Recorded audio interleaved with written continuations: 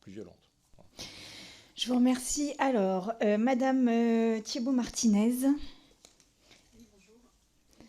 Je vous propose qu'on pose, qu'on pose 3 questions à suivre et comme ça vous répondrez aux 3. Donc, Madame Thibault-Martinez en premier.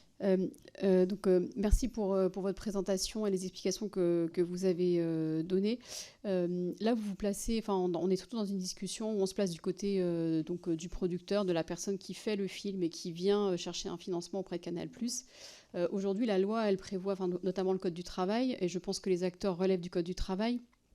Elle prévoit elle protège en tout cas les salariés contre l'agissement sexiste, contre le harcèlement sexuel, etc. Ce que vous dites, en fait, ça met en lumière une chose, c'est que vous vous préoccupez de ce qui pourrait être dit par un producteur, par un réalisateur. Par contre, on n'est pas du côté de la victime. Est-ce que du côté de la victime, pour favoriser la révélation des faits, est-ce que vous avez mis en place des choses? Parce que finalement, quand on réfléchit un peu à votre rôle de financeur, un rôle qui est extrêmement important pour la production d'un film, est-ce qu'à un moment, vous avez envisagé, vous vous êtes positionné vis-à-vis de victimes potentielles? Est-ce que vous vous êtes porté, je ne vais pas dire comme un tiers, mais en tout cas comme un interlocuteur à l'écoute des victimes, ou est-ce que vraiment vous êtes toujours dans la relation avec le réalisateur, donc notamment dans le cadre de cette clause de moralité? Donc ça, c'est une première question. Deuxième question sur la clause de moralité, c'est combien de fois vous avez engagé la clause de moralité à l'encontre d'un producteur qui avait signé un contrat? Combien de fois ça vous est arrivé en 40 ans de Canal+? Donc ça, c'est sur la partie production des films. Et je voudrais revenir au départ, parce que vous avez beaucoup insisté sur les actions que vous avez mises en œuvre en interne du groupe Canal. Est-ce que vous estimez que, compte tenu de la spécificité, déjà, est-ce que vous considérez que votre activité est spécifique? Et est-ce que cette spécificité, c'est ça qui vous a conduit à avoir une approche particulière du harcèlement, des violences sexistes et sexuelles dans le monde du travail?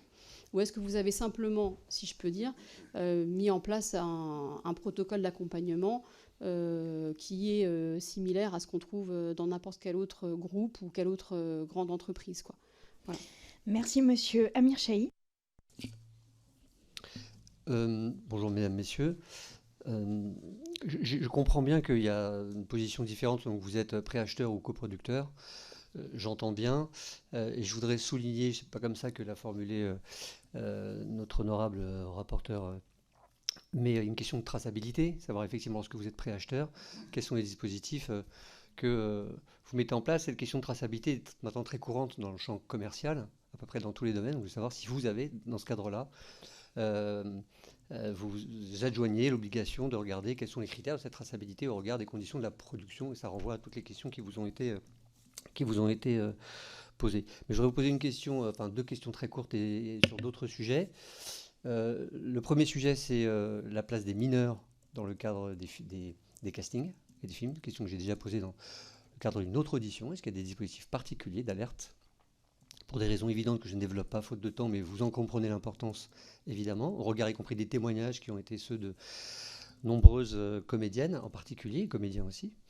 Et la deuxième question est liée à l'industrie du porno, car on n'en a pas parlé, et Canal+ est un financeur éminent de cet écosystème et de production et de réalisation, toute une série d'acteurs de l'industrie reconnaissent le rôle éminent de Canal+ en ce domaine. D'ailleurs, c'est une des rares choses à laquelle M. Bolloré, quand il a pris les commandes, n'a pas remis en cause.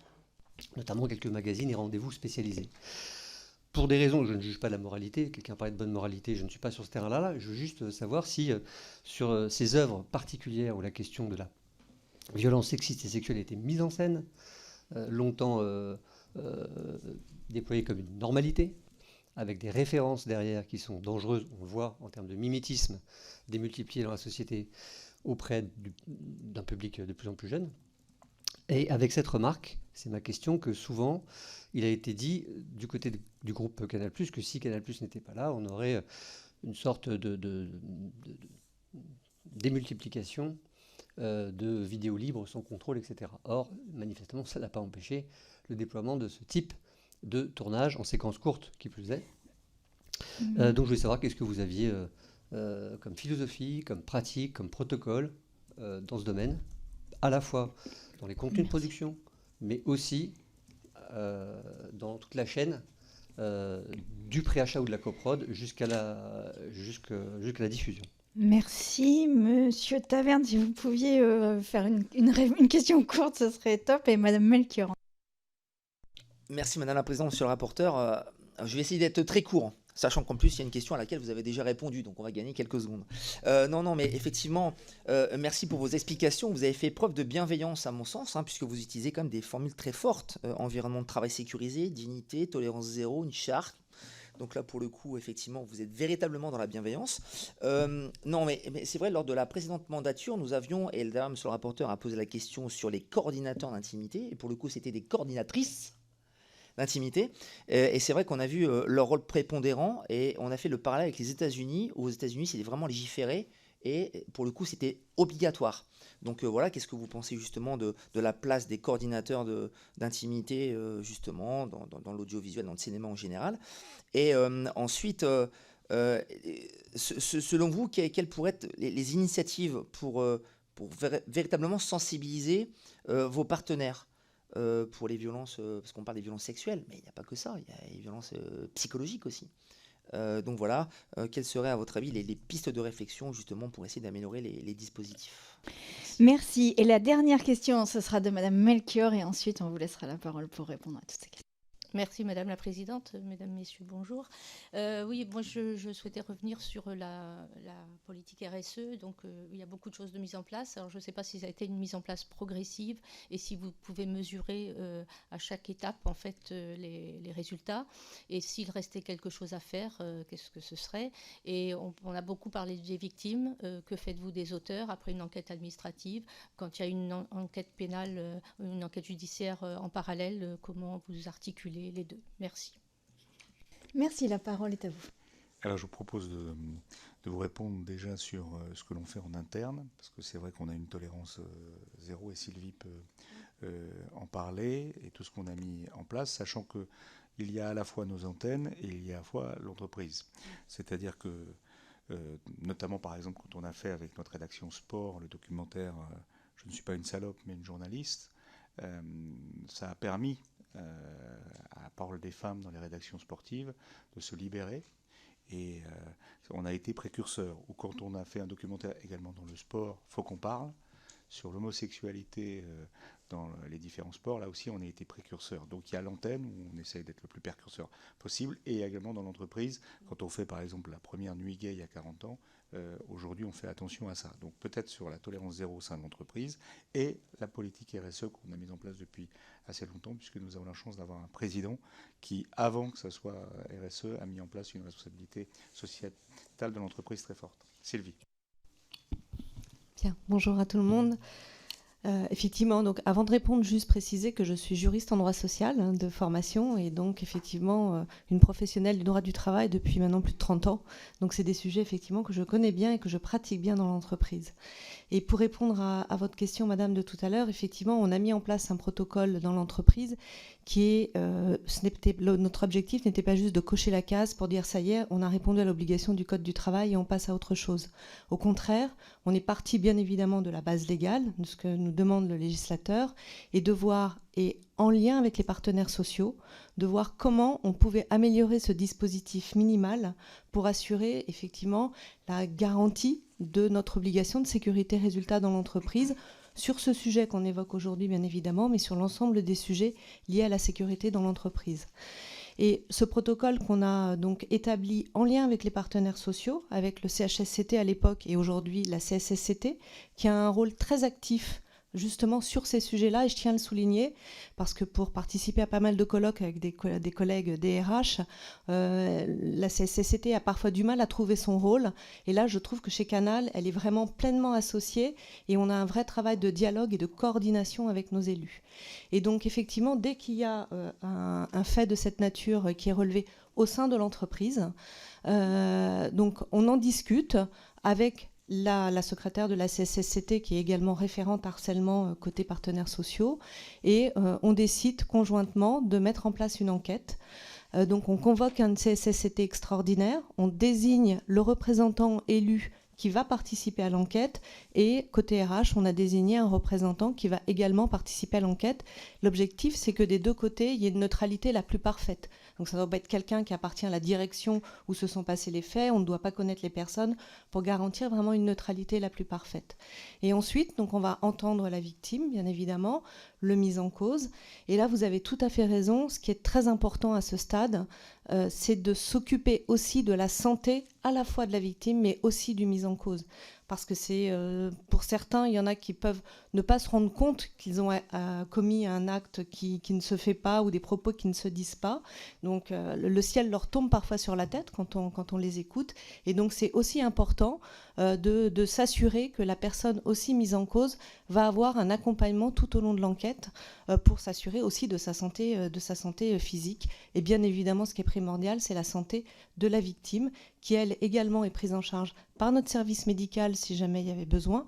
Donc le service médical, les infirmières, notre médecin du travail est parfaitement impliqué aussi dans le process. On a une ligne d'écoute stimulus et on travaille aussi en particulier avec une psychologue externe qui nous accompagne aussi en interne et qui intervient aussi au sein de l'entreprise s'il y avait besoin.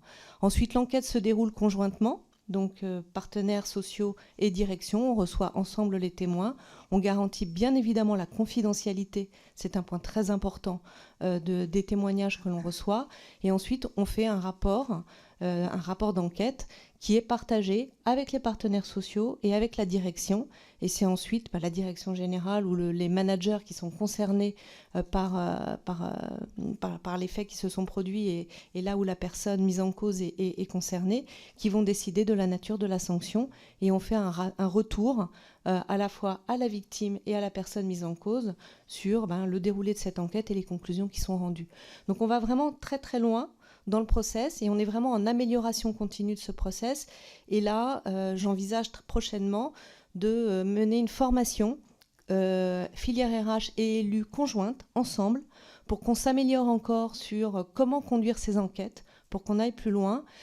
Et pour faire cette formation avant, on va faire, parce qu'il y a eu à peu près une petite dizaine d'enquêtes depuis 3-4 ans qui ont été menées chez Canal, de faire aussi un retour d'expérience ensemble. Donc je vais convoquer l'ensemble des enquêteurs des deux côtés pour qu'on partage ensemble aussi comment on a vécu ces enquêtes, ce qu'on peut améliorer, le ressenti aussi des enquêteurs, parce qu'il faut aussi prendre soin de nous, parce qu'on reçoit beaucoup d'émotions au moment où on entend à la fois la victime et les personnes mises en cause.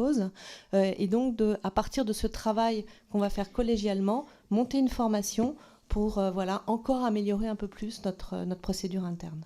Merci. Est-ce qu'il y avait d'autres éléments de réponse aux questions qui vous ont été posées? Alors, peut-être pour la RSE. Oui, sur la situation particulière de notre activité, je pense qu'on peut les points problématiques en fait liés à ces situations, c'est souvent lié aux situations de pouvoir, et en fait on a des situations de pouvoir un peu particulières liées à la position des incarnations, où on a parlé tout à l'heure de la réalisation. Donc c'est simplement de mettre en exergue quand on forme nos équipes ces sujets-là, et que tous nos dispositifs d'alerte sont aussi un moyen de réponse par rapport à cette situation-là. On a embarqué d'ailleurs les incarnations à la suite de certaines enquêtes pour réfléchir avec elles à leur positionnement et à la manière de contribuer avec nous à lutter contre ces sujets. Voilà. Ça, c'était pour la question tolérance zéro et beaucoup de signalements auxquels on donne effectivement des réponses assez rapidement. Je remonte, il y avait également tout ce qui était porno. Effectivement, c'est une tradition depuis 40 ans. Alors, les codes parentaux sont extrêmement forts pour permettre effectivement, pour pas permettre aux jeunes et aux enfants de pouvoir accéder à ces films, peut-être sur la fabrication, puisque c'est aussi Laurent qui gère ça chez nous. Alors, concernant le porno, la chaîne depuis 20 ans met en place des dispositifs destinés à rendre ce type de programme. Il faut voir que le film porno aujourd'hui représente une vingtaine de films par an chez Canal, c'est-à-dire une trentaine d'heures de programmes au regard des millions d'heures dont vous parliez qui sont accessibles gratuitement sur des plateformes sur de multiples plateformes. Les films ont été accompagnés, je dis depuis 20 ans parce que c'est vraiment le cas, de mise en place, bon, il y a tous les dispositifs réglementaires évidemment, les doubles verrouillages, les codes parentaux, l'inaccessibilité du cinéma adulte. Quand on s'abonne à Canal, il faut faire la demande pour avoir accès aux films pornographiques, on ne les a pas comme ça. Ils sont mis dans une catégorie à part sur MyCanal, il faut des codes pour y accéder. À peu près tous les dispositifs de verrouillage de ce type sont mis en place. Il y a une charte éditoriale qui a été mise en place il y a 20 ans, c'est le premier acte, en dehors des dispositifs techniques, destiné à faire en sorte que dans les films, on ait à la fois le respect de la personne, de l'image des femmes, de la loi en premier lieu même, de l'absence de violence, etc. Cette charte a été renforcée par une charte déontologique quelques années plus tard. Puis la mise en place de témoignages enregistrés par les acteurs à l'issue des tournages, dans lesquels ils peuvent exprimer, ça c'est à la chaîne directement, comment les tournages se sont passés, la demande de mise en place de coordinateurs, de tiers de confiance, coordinateurs d'intimité sur les tournages. Alors, il faut savoir que les sociétés de production sont des petites sociétés, là encore, qu'on s'est rendu compte au fil du temps que ce serait probablement aller encore au-delà de demander à ce que les coordinateurs d'intimité ne soient pas choisis par la production, mais ce soient des tiers indépendants de nous et du producteur qu'on serait amené à financer, puisque ces sociétés-là ne les financent pas. Alors là, il s'est posé un problème. Cette disposition, on a essayé de la mettre en place depuis quelques mois. Et on s'est rendu compte, c'est une chose dont je discute avec le 50-50 notamment, qu'il n'y a pas de formation adéquate pour un coordinateur d'intimité qui serait présent sur le plateau à 100% du tournage. Et elle nous mettait en garde sur le fait qu'on ne pouvait pas choisir, même des gens qui connaissent cette industrie sans qu'elles aient pu faire cette formation qui aujourd'hui n'existe pas en France. Donc soit il faut attendre et remettre ça à plus tard le temps que la formation existe, soit il faut demander à la personne d'aller se former aux États-Unis, au Canada, où ces formations existent.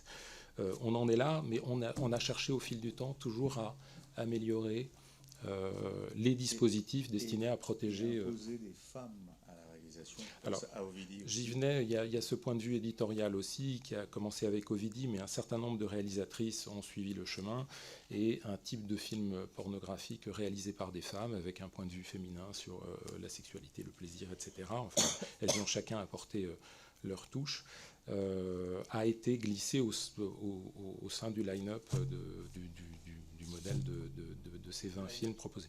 Pardon, c'est un terme grossier américain pour parler de la programmation ou d'une liste de films qui serait celle d'un producteur ou d'un diffuseur, par exemple. Merci. Monsieur Il y avait encore... Nous n'avons pas répondu sur la place des mineurs et des enfants sur les tournages. Pardon, bonjour. Non, c'était vous, monsieur. Pardon. On est en train de tourner actuellement un film avec des mineurs, donc pour le coup là, on est en tant que producteur, donc on est assez formé là-dessus. Il y a des dispositifs qui existent, qui sont en train de se développer et qui sont, en tant que producteur, déjà, on a des obligations, évidemment, d'autorisation de la DRIES, ça je pense que vous savez, de respect d'un volume horaire, évidemment, pour les enfants adaptés en fonction de leur âge. D'un consentement à donner, d'un accord des mineurs de plus de 13 ans pour tourner ce film-là. Donc ça, c'est des dispositions légales, je les lis pour ne pas en oublier. Au-delà de ça, nous, on a mis en place tout de suite un référent petite enfance sur le tournage. C'est d'ailleurs devenu légal depuis cet été, le CNC l'impose maintenant sur les tournages, mais c'est une très bonne mesure, et on l'avait de toute façon anticipé, nous, sur ce tournage-là, en l'occurrence. C'est quelqu'un d'indépendant, formé à la petite enfance et qui connaît le milieu, le plateau, le tournage, la production, et qui est là toute la durée du tournage pour s'assurer du bien-être des enfants, de leur bon traitement, du respect des volumes horaires, et qui est indépendante, qui n'a pas de lien hiérarchique avec personne sur le plateau. Donc ça, on l'a mis en place immédiatement pour protéger les enfants qui sont pour le coup jeunes dans le film que l'on tourne, qui est un film familial, mais... Donc on a toutes ces mesures-là qui nous permettent aujourd'hui, et c'est un dispositif qui fonctionne. Il y a encore sûrement des améliorations à y apporter, mais pour l'instant on en est là, de la protection de l'enfance. Merci. Répondre à la question de la traçabilité. Allez-y, appuyez. répondre sur la traçabilité des films. Ce qui est important sur un film, à partir du moment où on décide de le préacheter, les équipes de Laurent, qui font une grande diversité dans les choix, c'est ce qui fait la force de l'offre Canal+. Les films sont produits, ils sont sortis en salle, c'est important. Donc déjà, tous les journalistes qui voient les films, donc déjà on sait s'il y a eu des choses sur les films ou pas. Je vais donner 2 exemples après pour qu'on puisse y revenir. Et après, le film arrive 6 mois après sur Canal+. Donc on a le temps de savoir vraiment tout ce qui s'est passé sur le film. Il y a 2 exemples qui me viennent en tête. C'est le dernier film biopic de l'Abbé Pierre, qui est sorti en salle, que l'on a diffusé avec un énorme succès et qu'aujourd'hui on ne peut plus proposer puisqu'il y a un problème de sens, c'est que c'est pas du tout la vraie vie et il y a les 200 personnes qui ont travaillé sur le film. Et un autre film qu'on n'a pas pu encore sortir en salle, qu'on a préfinancé, c'est le dernier Benoît Jacot, Belle. Donc peut-être revenir aussi pour expliquer un peu comment ça se passe sur ce film qui pour l'instant est en point d'interrogation. Alors effectivement, il y a...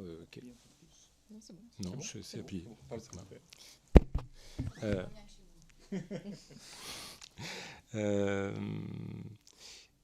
Oui, je peux répondre sur le film de Benoît Jacot, comme d'ailleurs il n'est pas le seul, il y a un autre film sur lequel il n'y a pas eu de problème particulier sur le tournage, ce sont des problèmes antérieurs qui sont venus entacher les films eux-mêmes et qui complexifient, voire rendent impossible leur sortie. Aujourd'hui, on est dans une situation où les différents partenaires, sur l'un d'entre eux, il y a France Télévisions aussi, enfin, bon, il n'y a pas que Canal. Il faut voir que sur les films, je parlais de notre rôle à l'extérieur des plateaux. On est un partenaire important en nombre de films, mais on est un des multiples partenaires des films. Donc ce sont des questions qui se posent pour tous ceux qui sont autour de la table, se sont réunis à un moment donné pour financer un long métrage. Le distributeur est en première ligne au moment de la sortie, parce que c'est lui qui est confronté au public et aux salles de cinéma. Mais en fait, ça concerne toute la chaîne. Donc sur ces films-là, il y a aujourd'hui des réflexions sur une absence de sortie, une petite sortie, et pour l'instant, les décisions, à ma connaissance, ne sont pas prises. Elles sont entre les mains des producteurs et distributeurs qu'ils partagent avec nous. Je pense que cette situation-là, et pour répondre à des questions qui étaient posées un peu plus tôt, sont liées au fait que, alors sur ces 2 films, comme les faits sont antérieurs, c'est compliqué, mais sur des violences constatées sur les tournages, il peut y avoir, en tout cas c'est les réflexions en cours des films sur lesquels des protocoles sont mis en place, qui font que les films ne s'arrêtent pas forcément, que les producteurs mettent en place des outils pour protéger les victimes, pour mener des enquêtes s'il y a des signalements, pour protéger leur plateau, c'est leur rôle. Et qui, même en amont, en termes de prévention, peuvent avoir fait faire des formations à tous les techniciens, fait des réunions préalables s'il y a des scènes compliquées sur les films. Il y a des tas de dispositifs qui aujourd'hui n'existent pas dans la loi, ni même dans les accords interprofessionnels. Et je parle d'accords interprofessionnels parce que je pense vraiment que ça concerne tout le monde. On parle de Canal ici, on est un point, et à un moment on est actif en termes de diffusion, au moment où on finance les films, mais avec l'ensemble des partenaires, on est confronté à des films sur lesquels il y a pu y avoir des actions menées par les producteurs, des actions responsables, et d'autres où il n'y en a pas eu. On va y revenir, je pense. Monsieur Balanant, et après, moi, j'ai une série de questions aussi.